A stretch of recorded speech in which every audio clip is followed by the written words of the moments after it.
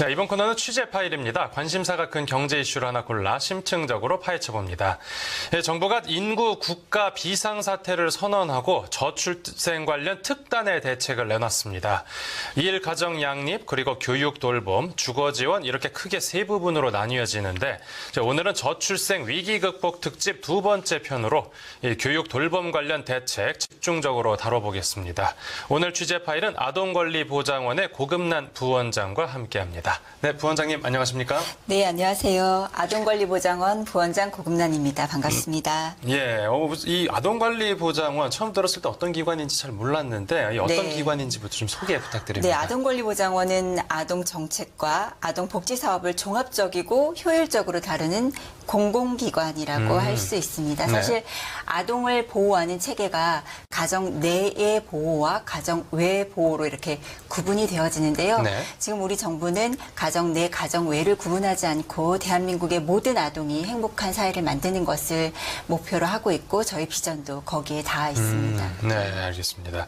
이 저출생 고령사회위원회가 그러니까 저번 주에 저출생 추세 반전을 위한 대책을 내놨고 어제는 이제 정부가 저출생 컨트롤 타워 역할을 담당할 그 인구 전략 기획부도 출범시키겠다라고 발표했는데 이번 대책들 좀 어떻게 보셨습니까? 그래서 이제 대책을 보면서 저는 이제 여성으로서의 과거를 회상하면서 지금까지의 정책을 한번 쭉 돌아보는 계기가 됐던 것 같습니다. 네. 대학을 졸업하고 바로 결혼을 하고 아이를 가지면서 경력이 단절되고 다시 이제 경력을 회복하기 위해서 좀 부단히 노력을 하고 그리고 그 과정 속에서 겪었던 어려움들, 양육에서의 어떤 극복 관계를 가져야 하는지 이런 것들을 좀 체계적으로 돌아보는 시간이 됐고요. 네. 그리고 또 지금은 정부 공공기관에 있다 보니까 정부에서 발표하는 이 정책을 어떻게 받아들이고 실행하고 이행해야 되는지까지 종합적으로 좀 보는 계기가 된 것 같아요. 네. 근데 이제 이 과정에서 저는 몇 가지 긍정적인 효과는 있다. 요건 이제 저의 개인적인 견해일 수도 있는데 우리 정부 조직의 명칭들을 쭉 보면 기능 중심, 직능 중심의 명칭을 많이 가지고 있어요. 국토교통부, 그리고 산업, 자원통산부, 그다음에 노동청, 지금 이제 노동기획부로 되어 있죠.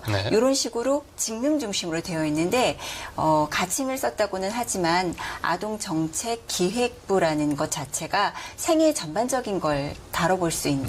그래서 시실날실을 좀 엮어가고자 하는 의지가 보인다. 명칭에서도 이런 걸 좀 엿볼 수가 있었고요.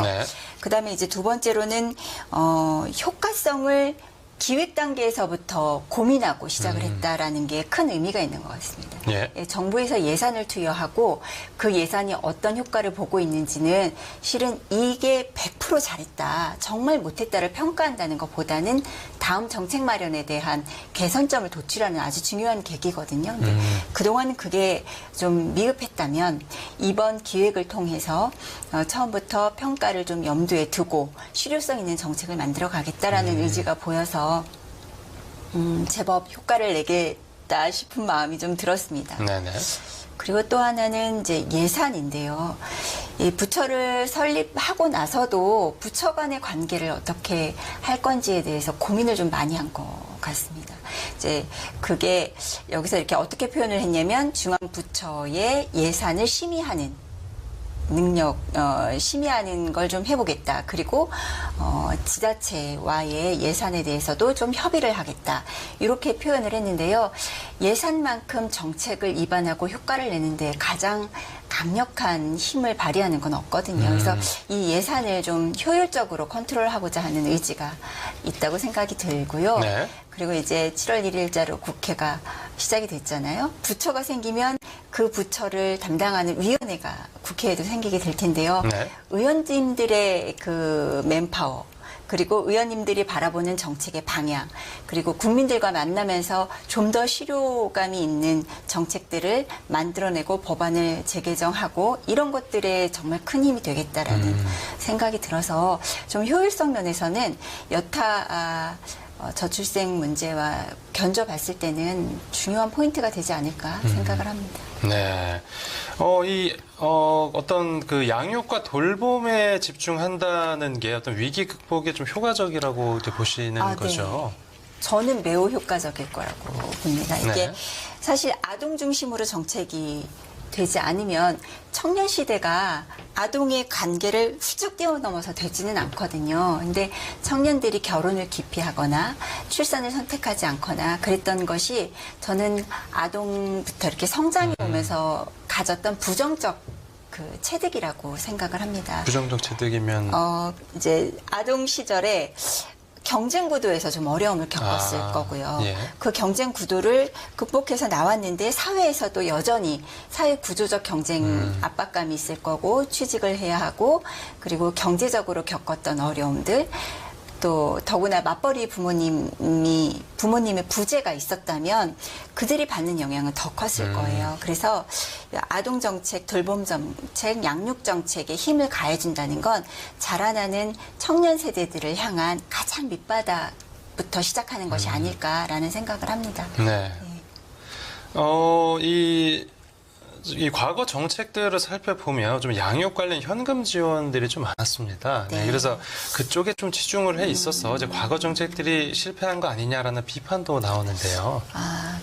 근데 이제 비판은 당연히 있을 수 있죠. 모든 정책이 긍정 효과만 부각되지는 않으니까 당연히 있을 수 있는데 이 현금 지원이 적절한 곳에 됐느냐 그리고 분절적이지 않았느냐 이걸 좀 돌아볼 필요가 있을 것 같습니다. 네. 23년도 예산을 좀 살펴보면 약 47조? 이 정도가 이제 현금성 지원이었다라고 표현을 하는데 정말 아동 정책에 쓰여 있느냐, 양육과 돌봄에 쓰여 있느냐 또 그렇게 볼 수는 없거든요. 저희 나라가 현금을 많이 썼다고는 하지만 세계적 GDP하고 비교해 봤을 때는 1.5% 정도 사용을 한 걸로 통계가 잡히는데요. 네. 이 예산은 그닥 높지 않아요. 보통 선진국에서는 2%를 상회하는 경우들이 많습니다. 그래서 현금성 지원이 실패했다라기보다 그 현금성 지원을 통해서 약 기본을 깔았다면 이제는 좀 장기적인 측면에서 사회 구조를 바꾸는 것에도 네. 같이 힘을 보태면 되지 않을까 이렇게 생각하는 것이 더 방향적으로 맞을 것 같습니다. 그 전에 투자했던 돈들은 이제 밑거름이 되겠네요. 네. 이 세부적인 그 교육 돌봄 대책들도 좀 하나하나 살펴보면 특히 그 초등학생 늘봄 프로그램 같이 이런 좀 돌봄 사각지대를 최대한 없애려는 노력이 눈에 들어왔습니다. 네. 늘보험에 대해서는 환영하는 부모님들도 굉장히 많으세요. 그런데 소수 의견으로는 아동이 너무 가혹하지 않느냐라는 의견을 주시기도 하는데요. 근데 이 늘봄 프로그램이라는 게 구체적으로 어떤 건가요? 늘봄 프로그램은 이제 출근 시간이 좀 이른 양육자들이 있잖아요. 네. 이분들이 오전부터 아동을 이제 학교에 양육을 좀 돌봄을 받을 수가 있고 그리고 학교가 다 끝나고 8시까지 그러니까 오전 8시부터 오후 8시까지 아동을 케어할 수 있는 시스템이고요. 방학 때도 운영을 할 수 있습니다. 예. 그래서 이렇게 되면 양육 사각지대를 조금 보완할 수 있지 않을까. 이게 가장 큰 핵심이고요. 네네. 이 늘봄 프로그램 외에도 돌봄을 위해서 지자체 연결이나 기업 연결이나 기존에 하고 있는 돌봄 정책과의 연결 이런 것들을 지속적으로 지금 발표를 하고 있고 설계가 되어 있습니다. 그래서 늘봄 프로그램의 가장 중요한 핵심은 언제나 누구나 라는 키워드입니다. 원하는 사람은 언제든지 아동이 케어받을 수 있도록 해주는 것 이게 가장 중요한 핵심 키워드가 아닐까 생각을 합니다. 네, 이 뭐 아동 중심 정책이 필요하다는 점 강조해 주셨는데 뭐 이제 저도 그렇게 생각을 하고요. 올해 상반기에는 총선도 치러졌었는데 선거를 앞두고 이제 정당에서 뭐 저출생 관련 공약을 많이 내놨습니다. 어떤 이번 대책이 공약들이 좀 어느 정도나 반영됐다라고 보십니까? 우선은 양당 모두가 이 정부 대책하고 크게 결이 다르지는 않았습니다. 예. 뭐 국민의힘에서도 그랬고 더불어민주당에서도 그랬고 양육, 돌봄, 일가정 양립 뭐 이런 것에 대해서 큰 이견은 보이지 않았고요. 좀 더 효율감을 높이는 정책을 누가 내느냐 그리고 정부 정책 중에 보완점이 어디 있느냐를 논의했었기 때문에 위원회가 생기고 나면 각자 양 당에서 낸 정책들을 좀 더 실행감 있게 내고 반영시키기 위해 노력하지 않을까 그렇게 생각을 좀 합니다. 그래서 양당의 힘이 많이 필요하죠. 저희처럼 실행하는 기관에서도 국회에서 힘을 실어주시면 그 실행하는 데 훨씬 더 속도가 납니다. 네, 네. 저출생 위기 극복에 뭐 여야가 없으니까요. 네, 그렇습니다. 그리고 부원장님께서 출생률 반전을 위해서 이제 아동 정책을 총괄하는 컨트롤 타워, 일명 아동청의 필요성을 꾸준히 역설해 오셨는데, 네. 이 만약 추진된다라고 하면 좀 구체적으로 어떤 역할을 기대해 볼 수 있겠습니까?